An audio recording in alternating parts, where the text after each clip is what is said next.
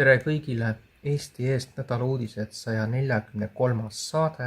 Vaatame üle lõppenud nädala kõige olulisemad teemad.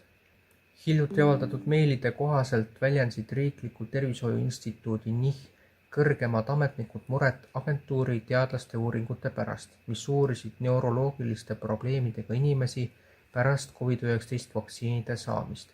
NIH Riikliku neuroloogiliste häirete ja insuldi instituudi vanemteadur Dr. Avindra Nath uuris 2020. ja 2021. aastal vaktsineerimise järgselt neuroloogiliste probleemidega inimesi.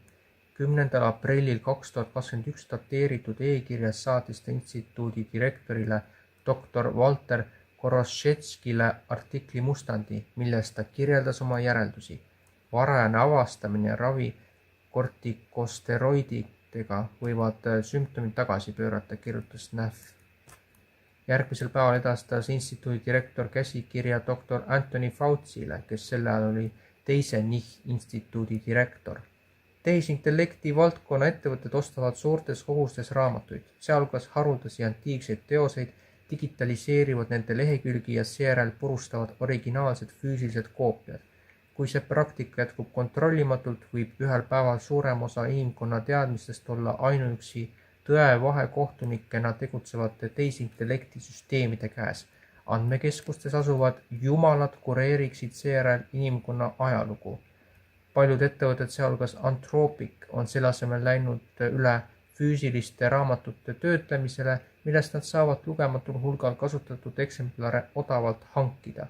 Lisatud hagi kohaselt kasutas Anthropic raamatumüüjatelt hangitud raamatute lehtede puhtaks eraldamiseks hüdraulilist lõikemasinat ja seejärel skännis neid tööstuslike pilditöötlussüsteemidega, teatas Futurism eelmisel laupäeval. Kuigi raamatute mittepurustavateks digitaliseerimismeetoditeks on olemas meetodid, valiti siiski destruktiivne meetod.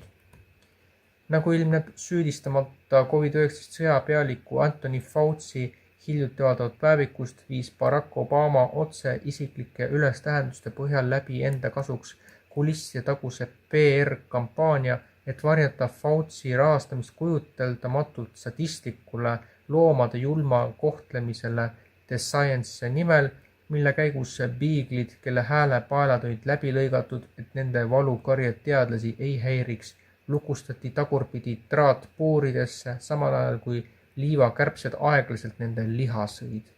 Arusaadavatel põhjustel ei peegelda sadistlik kutsikate julmus hästi meest, keda peavoolumeedia turustab Ameerika armastava ja liberaalse arstina.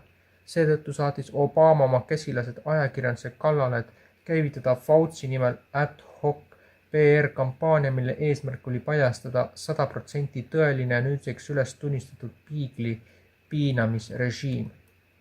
X-is levivad šokeerivad kaadrid näitavad neljapäeval tuhandeid migrante, kes ületasid Hispaania piiri Marokost Põhja-Aafrika enklaavi Ceutasse, ajades kohaliku politsei üle ja paljastas tõsise riikliku julgeoleku puudujäägi.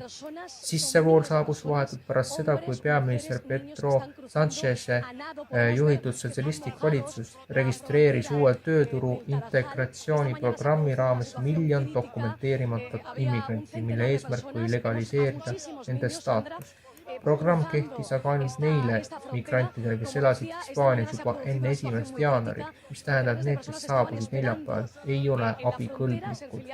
Sánchez kaitses oma valitsuse massilist amnestiat illegaalsetele immigrantidele, väites, et Hispaania SKP langeb 2050. aastaks 20% ilma jätkuva immigratsioonita. Ning see, mida pikka aega peeti ulmekirjanduseks, on nüüd reaalsuseks saanud. Mitu USA ettevõtte Anthropic ülimalt arenenud tehisintellekti mudelit rikkusid turvatesti käigus iseseisvalt päris ettevõtete süsteeme.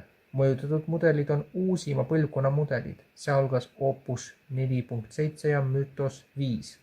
Ettevõtte sõnul said mudelid avatud internetile ligipääsu valekonfiguratsiooni tõttu. See, mis edasi juhtus, muudab tõenäoliselt põhjalikult arutelu autonoomse tehisintellekti riskide üle.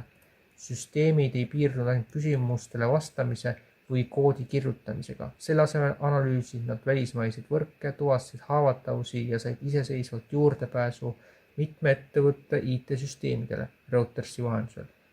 Anthropicu andmetel ei pannud 2 mõjutatud organisatsiooni rünnakut esialgu tähele. Neid teavitas edukatest sissemurdmistest alles ettevõtte ise.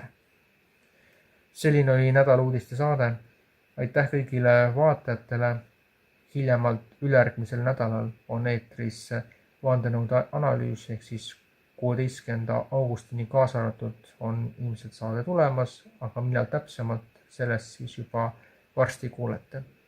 Head saabuvat uut nädalat ja loodame, et hoolimata sellest, et inimesed praegu käituvad sõna otseses mõttes ettearvamatult, saabub ka aeg, kus inimesed mõistavad, kuhu me oleme välja jõudnud.